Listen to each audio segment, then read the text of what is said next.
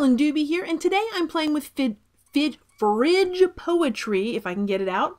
That is one of my new stencils from over at Stencil Girl Products. And of course you can use this whole stencil as a background.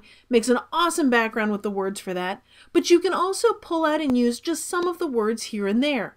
Well, the tickets that I have, this big roll of tickets I haven't used in forever, and I thought, why not? I'm going to use it with this. So what I did is lined up the word about where I wanted it. And because this one's right on the edge, I'm going to put a piece of an index card there. I'm just going to hold it with my hand so that as I'm pouncing in there using a cosmetic sponge and some acrylic paint, as I'm pouncing on that, in case any of it goes over, I don't get any smudges or smears that I don't want. And as I pull that stuff up, I have my word on there. Now, if you're like me, I don't clean my stencils a whole lot. So what that means is for me to line things up right now, I can actually kind of see through the stencil and see where it would go. But as my stencils get dirtier, it's harder for me to see that. So I'll tell you one of my tricks for how I line things up to make sure that they're actually going straight across horizontally if that's what I want. You can see how little bits of the red are sticking up into the Y and the J in the word above explore. If I kind of eyeball where it sticks up in the other openings of the stencil, that gives me an idea that it's fairly straight. And if I'm lucky and things are sized just right, I can even use the top and the bottom at the same time, and that way I even know that I'm spaced pretty evenly.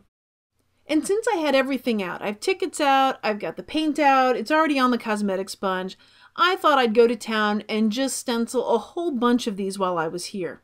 If there was one word that I really liked a whole lot, could I stencil that same word over and over and over again? Absolutely. And I've actually built up a nice stash of these tickets, so that way they're done and ready to go whenever I'm creating. So if I'm working on a card and I want to use it, if I'm working in my art journal, if I'm working in a collage, whatever I need them for, they're done and ready, because once I get all the supplies out, I might as well do a bunch. It really doesn't take me that much longer.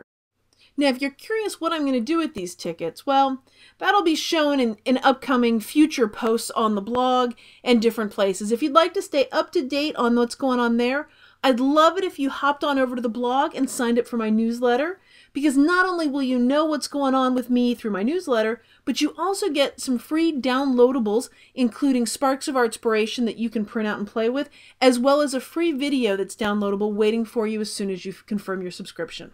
And if you've enjoyed this video and you have a friend that you think would enjoy it too, I'd love it if you shared it with them. Thanks for being a part of this colorful journey.